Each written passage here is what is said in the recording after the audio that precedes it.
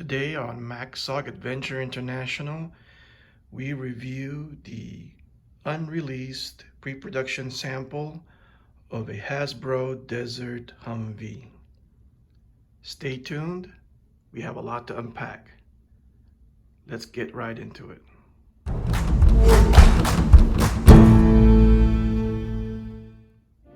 The venerable Humvee. Where do I begin? This thing was developed for the military by the AM General Motor Corporation, and it was issued to the military in the early 80s. Now this thing was so badass that when Arnold Schwarzenegger saw it rolling on the road for the first time, he had to have one. He actually stopped a convoy and asked about this new vehicle. And eventually, of course, Hummer was born.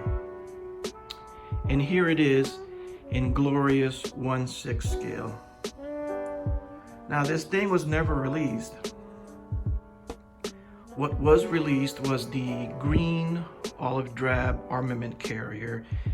It was a open top version of this in OD green. I will be bringing that out in a few minutes for comparison. But for now, let's get into how I got about getting this. Now, when I was trying to acquire the regular armament carrier, I was looking in eBay because it's a rare vehicle. It's not very easy to find. And in my search, and this was a few years ago, I kept running into this particular vehicle sold by a gentleman out of Hong Kong.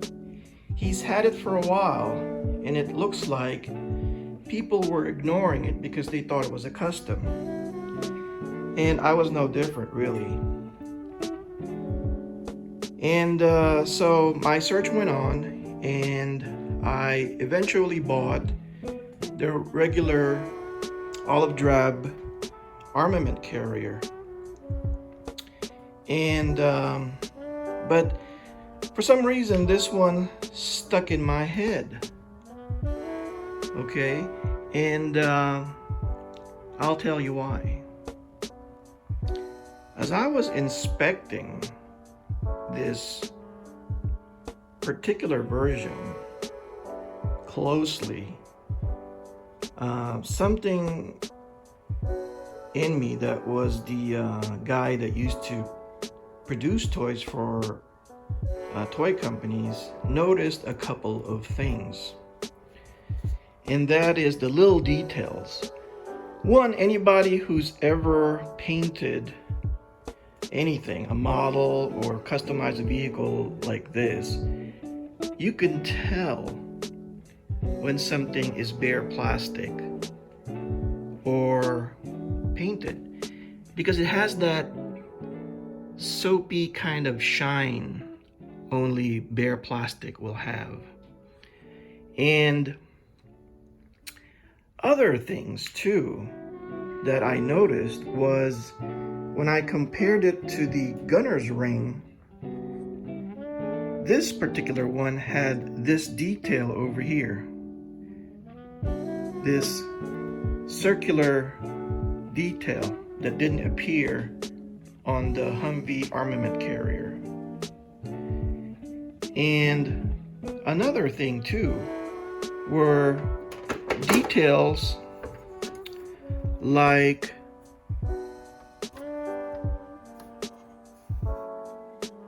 these things here, and the way this was attached. No customizer, I figured, would build it like that. It's more like what a manufacturer would do, connecting points. And that got me to thinking, what is this thing I'm looking at? And many nights it was sort of bothering me. Where did this come from? So I decided to do some research. I looked high and low all over the internet to see what country this was released and when it was released, and I couldn't find any information. I looked through G.I. Joe blogging websites, and I could not find any information on its release. And that's when it started to slowly dawn on me that this was never released. That perhaps this was some sort of pre-production sample or prototype. And that really got me excited. And so I started inquiring on Facebook on the numerous G.I. Joe groups that I belong to, and nobody had any information except for people that attended I believe a 2005 or 2006 convention where Hasbro was showcasing a line that they were going to come out with. But as fate would have it, the G.I. Joe line was kind of not so popular anymore, so they canceled the entire line. Now, one clue that I got was from a fellow YouTuber and a friend of mine, Paul Knapp, that showed me a poster. And when I saw this, that confirmed things. That what I was looking at was something they had planned on producing, but for some reason never did. Okay, this was the whole line that they were planning on, but never produced. A UAV recon figure set, a battalion mortar soldier, looks like a talking Marine squad leader, and a Force Recon Commando. And most importantly, there it is, the Desert Humvee. And that ring that's on the gunner's hatch, that's what that's for. The tow missile launcher.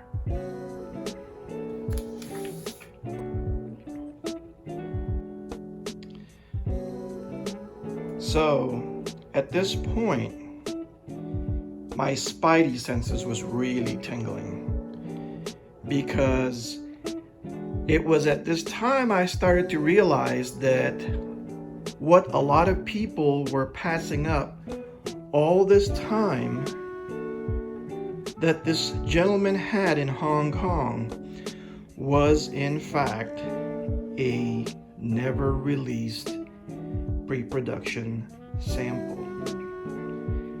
And in the listing, interestingly enough, this hatch here was missing along with all of the struts. And it was really dirty. It actually had what looked like maybe staining in the plastic, lots of dots and everything. And but I just couldn't pass it up. So I spoke with the gentleman, and we negotiated on a price, and I purchased it. And but there was sort of a little bit of drama. So exciting times indeed. I had it coming. I spoke to the gentleman and I requested that he carefully packed the item. That's my dog snorting, by the way. Hey, Coco. Where was I? Okay, and I was just awaiting its arrival, and I was tracking it, and fortunately enough, it looks like it was arriving early, and box came in the door. I was very excited just to find out that it took some damage. First though, let me say that there was a pleasant surprise. When I opened the box, it was an up, because the hatch that was supposed to be missing was actually there, complete with the hydraulic struts. It was complete, it was all there. But what happened was, the geniuses at the post office must have dropped the box, and it landed all on the back area. And let me show you what happened. So, as I said,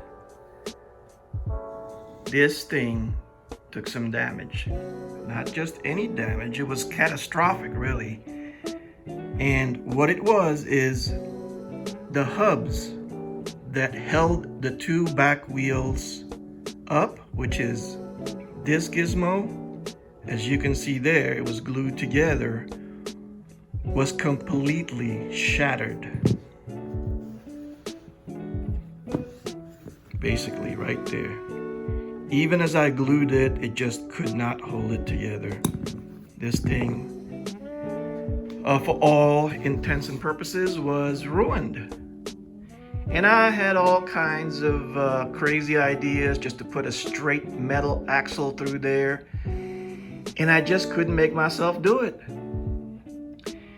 If it was anything other than a prototype, I would have done it, but I just couldn't let it go. So, what to do? Well, you get the help from a master 3D printing genius like Mr. Jim Egner. Jim basically took these hubs that I sent him along with the wheel and replicated a new set of hubs.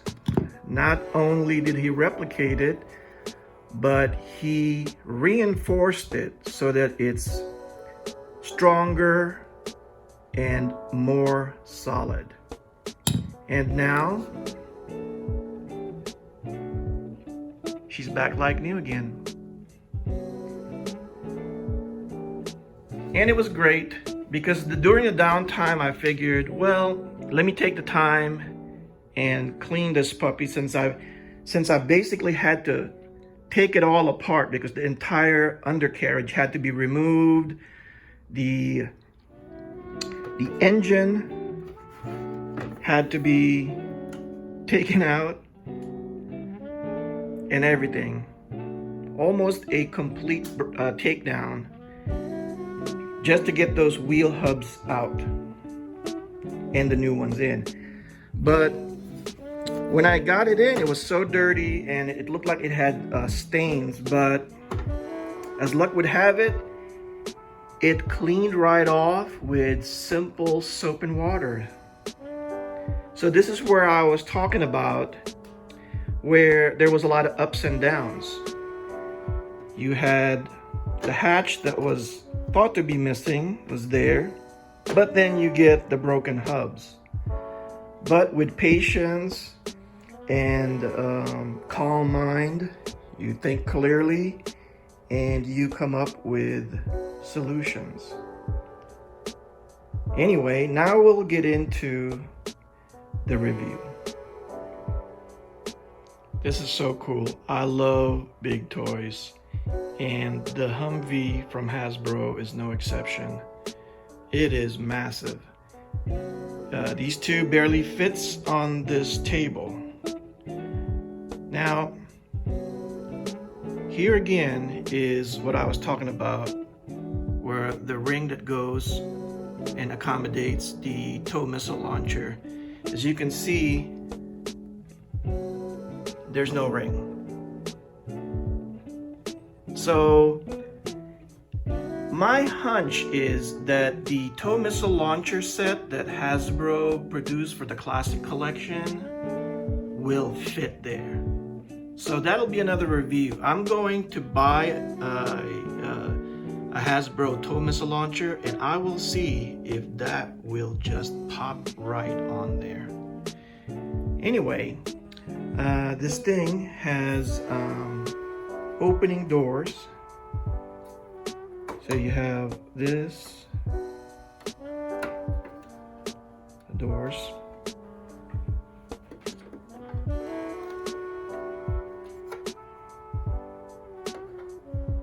The hatch, tailgate, and of course the hood or bonnet for those friends of ours in Europe and the UK. And now these vehicles were originally produced for the 12-inch G.I. Joe line of that time, so they're a little bit tighter fit for a classic G.I. Joe, but as you can see, there's just enough clearance, even on this version that has a hard roof. Just like the green armament carrier, it does have tilting wheels.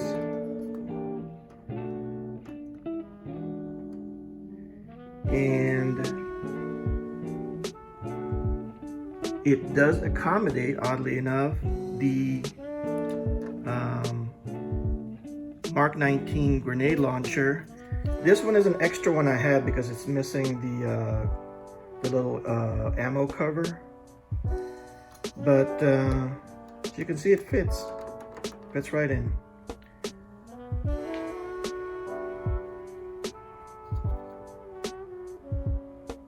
And here's a G.I. Joe outside the vehicle, just to give you a better view of the scale. It's not that much different than the green armament carrier, but for some reason with the hard roof and the slant back, it sort of gives it that much larger look. And we go here to the back trunk area, and it's got a lot of room. A lot of equipment can be put in, weapons, and what have you. I'm gonna see if I can make something that can go in there for antennas. Shouldn't be too difficult.